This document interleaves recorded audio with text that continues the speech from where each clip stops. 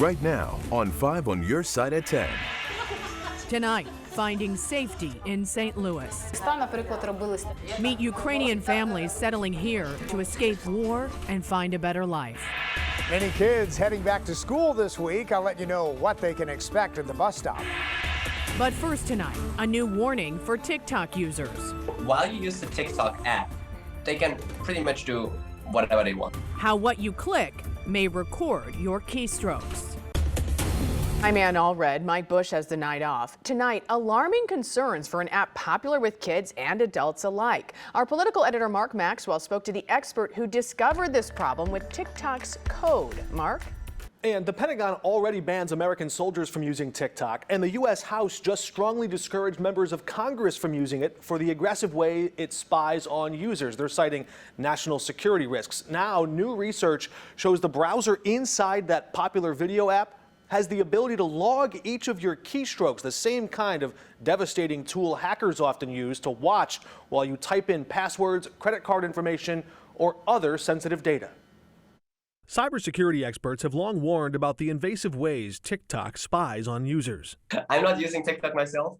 From saving images stored on your photo album to tracking your location or copying information saved to your clipboard. That people should be in control of what data they share. Now, a new researcher based in Austria warns TikTok users the Chinese company could see each and every letter you type on your smartphone keyboard.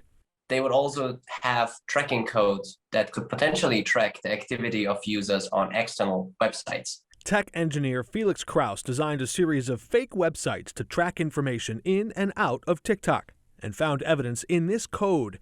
He says it could allow TikTok to log your keystrokes once you click on a link inside the app's browser. That piece of software is always used when you click on a link inside the TikTok app. TikTok told the New York Times Kraus's research was, quote, incorrect and misleading, saying, quote, we do not collect keystroke or text inputs through this code. But Kraus posted his evidence and code online for everyone to see, adding fuel to the skeptical fire of Western scrutiny toward the Chinese tech company. Top members of the Senate Intelligence Committee urged the Federal Trade Commission last month to investigate TikTok for improper access. In June, a commissioner at the Federal Communications Commission pressed Google and Apple to remove TikTok from its app stores. The main change I believe will happen, at least on Apple's side of things, is that Apple will be way stricter about those things. Because Apple actually cares about the privacy of the users. Says Facebook and Instagram's parent company Meta has a similar feature in it, but they make it much easier to leave their in-app browser. You can copy and paste that link to surf the web more safely outside. He says if you use TikTok or Instagram or Facebook to access another website, that's where your data can become at risk. His advice, if you see something that's irresistible, an ad you like, you just have to click on it to learn more, leave the app, go search for it in a different safe browser. Don't click on that link inside the app. Good advice, Mark. Thank you. Tomorrow is the first day of school for Missouri's largest school districts. That includes St. Louis Public Schools, Rockwood, Parkway, Hazelwood, Francis Howell, Fort Zumwalt, and Wentzville. Many students in our Illinois districts and private schools started earlier this month. Meteorologist Jim Castillo is in for Scott tonight, and he's here with what students can expect at the bus stop tomorrow morning. The parents are going, yeah! Yeah, it's time. It's back. Right. You know, I've seen people tonight with jackets on, and you know, it's going to be a cool night. So for August, look for a light jacket tomorrow morning for the kiddos. And this is what we have right now. So it's mainly clear. A couple clouds are trying to roll in earlier this evening, but it will be dry. So no umbrellas needed, and about 71 degrees right now. But it's clear, it's cool tonight, 66 in St. Louis, but outside of the city, low 60s, north wind at about 5 to 10 miles an hour. So that little bit of a breeze that we've had makes it feel even a little bit cooler. So keep that in mind tomorrow morning. So over the next 12 hours, we're dropping into the 60s as we head through 3 a.m. and then 7 a.m. when you're getting ready to go for the walk to school or go to the bus. Then temperatures at about 73 by 8. So here's the bus stop forecast. Sunshine or mostly sunny, 69 by about 8 a.m. And then by noontime, 80, 83 at 3 o'clock. So a beautiful day, Ann. Much more weather for you coming up. Thank you, Jim. Breaking news right now. Within the last 30 minutes, St. Louis police were called to a deadly shooting in North St. Louis. This is near the two gas stations at Broadway and Grand, right by I-70. We're working to get more information. We'll bring you any overnight developments on the 5 on Your Side app. Tonight, St. Louis police are investigating a deadly shooting in North City. It happened just a few hours ago on Theodore Avenue near Riverview Boulevard. Officers were called to the scene for a man shot in the head. No word on any suspects or a motive. A Jefferson County man is dead after a boat crashed into a rock bluff at the Lake of the Ozarks. 58-year-old Thomas McCown of Burns Mill was killed in last night's crash in southern Morgan County. 3 other men were taken to the hospital with injuries. According to the Missouri State Highway Patrol, none of the men were wearing life jackets. Tonight, fire officials in West St. Louis County say a new Wildwood fire station and a new ambulance service are in jeopardy. They were overwhelmingly approved by voters in June of 2020. The Monarch Fire Protection District chief tells 5 on Your Side the delay has resulted in enormous cost overruns. The mayor of Wildwood says the fire district board did not comply with the rules of all municipalities involved. Just in the past few months, the court said that that's not the case, that the Fire District Board does have to comply with Wildwood and other municipalities' rules. We have always experienced cooperative, welcoming projects with our municipal partners. This is very foreign to us. The fire chief says the cost of these ongoing delays and additional cost to taxpayers forced Monarch to turn to the courts for relief. There is a court hearing scheduled for this Friday. Tonight, Ukraine is denying involvement in a car bomb attack that killed the daughter of a key ally of Russian President Vladimir Putin. Russian authorities have launched a murder investigation. Ukraine fears retaliation as this week marks 6 months since the start of Russia's invasion of the country. In the last 6 months, countless Ukrainians have fled their homes to find better opportunities here in the United States. New tonight, our Elise Schoenig shows us some new arrivals just starting their new lives here in St. Louis. Just say, okay, if we are able, we will help. The willingness to help at a time where something so small feels like so much. So I'm kind of happy that I trying to change their life to have positive outcome. Tatiana Mosey came to St. Louis from Ukraine almost 20 years ago, and now she's helping others get the same opportunity. Support Ukrainians. I mean, very big support of Ukrainian people. Thank you so much. She's sponsored 2 families in St. Louis in the last month. The Lazar family says they couldn't be more grateful. And the Ambrovskas feel their gratitude and their heartache for home all the same. Both are here under President Biden's Uniting for Ukraine program in search of a better life, more opportunities, and those who share their same definition of home. The families gathered at St. Mary's Assumption Ukrainian Catholic Church to do something close to all of them: hand-making Ukrainian dolls. Say, like, for the kindness, for the love, for the protection. Now, all of the dolls made here today were made according to Ukrainian traditions, including one that says no doll should ever be cut, but rather only tied, as a symbolism of hope and commitment to their ancestry. I don't want to come back to Russia. I want to come back to independent Ukraine. So this is my purpose, to make it. It's the ties to their home that bind their hands to the strings, crafting each doll in its own beautiful way, with its own beautiful story. That they are not alone, that this is just part of life, and we're looking forward to some brighter future. And, like the dolls, both families have their own stories and their own reason to make their own meaning in St. Louis, too. Reporting in St. Louis, Elise Schoenig, 5 on Your Side. The sponsor for both families says they're currently trying to make school and work arrangements. To look for ways to be a part of the volunteer effort, go to the As Seen on TV section at ksdk.com. Starting tomorrow, Metrolink's Blue Line will be back up and running. It was severely disrupted by last month's historic flash flooding, which caused nearly $40 million in damages to the light rail system. The Forest Park to Bolivar station was the hardest hit. Starting tomorrow, full service should be restored, but on a modified schedule. Riders on both the blue and red lines should expect delays. Good news tonight for drivers in North St. Louis County. Here's a live look at I-270 and Lindbergh. You can see it's back open in both directions. The highway was closed all weekend as MoDOT crews demolished the old Lindbergh overpass. The work is part of a $278 million project. Tonight, tragedy in Terre Haute. Can you start towards State Road 46 Main Street? We have a vehicle on fire, person trapped. The fiery crash that has the campus of Indiana State University in mourning tonight. A boost for electric vehicle sales. But does new tax credits extend to all models? We verify. This week around St. Louis, very dry with seasonal temperatures for August. Any storm chances? All the weather details coming up. Tragedy tonight on the campus of Indiana State University. A fiery car crash overnight killed 3 students. It seriously hurt 2 more. The victims' identities have not been released, but Indiana State Patrol says members of the football team are among them. The crash happened about 10 miles from Terre Haute campus and just days after the fall semester got underway. Chaos at the Kentucky State Fair. People running for their lives last night after hearing what they thought were gunshots. Tonight, 3 adults and 6 minors face charges, including disorderly conduct.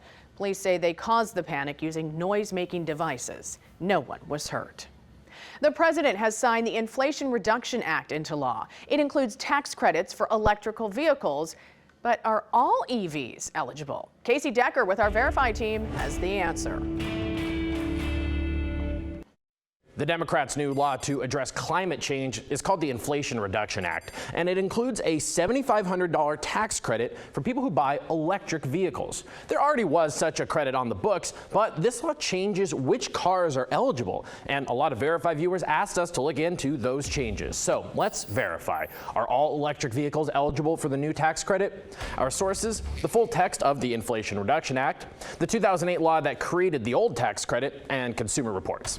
The existing EV tax credit had a significant limitation. Only 200,000 credits were available to each manufacturer. So once that number was hit, no more buyers could get the credit for that brand of car. The new law removes that cap. Good news for popular brands like Tesla that haven't been eligible for years. But there are a lot of new restrictions as well. First, only cars that are assembled in North America are eligible. According to Consumer Reports, that rules out some companies that make their EVs abroad, like Hyundai, Toyota, and Kia. Second, it rules out the most expensive models. Trucks, vans, and SUVs are only eligible if they cost 80 grand or less. Sedans and other cars have to be under 55 grand.